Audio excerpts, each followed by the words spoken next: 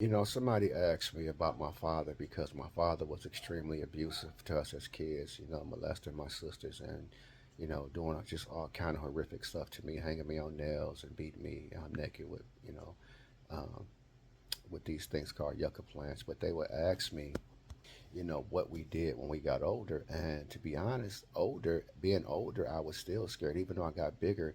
He just really transitioned from giving us whoopings, beatings rather, to really punching and knocking me the F out.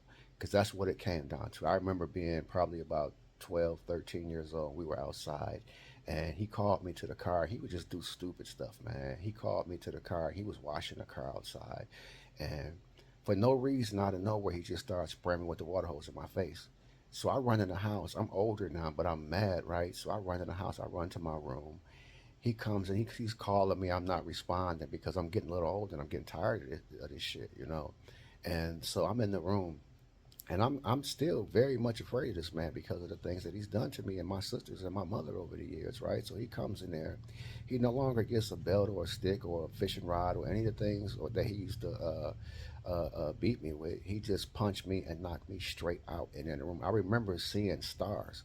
I remember being knocked out and coming to, him still standing there. This man did not care. He began to fight me like I was a grown man. And of course, him being a grown man and me being only 12 years old, I was no competition against him. But there was a time that I was talking to my sister a few days ago about the time that we finally rose up.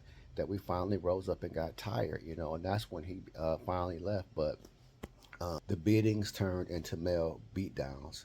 He didn't care if I was his son. He didn't care if I screamed or squirmed or yelled.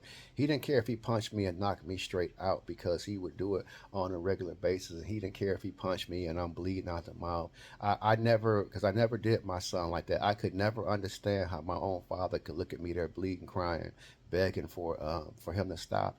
And this man had no remorse, no sympathy, or nothing. It really brought pleasure to him to bring pain to us.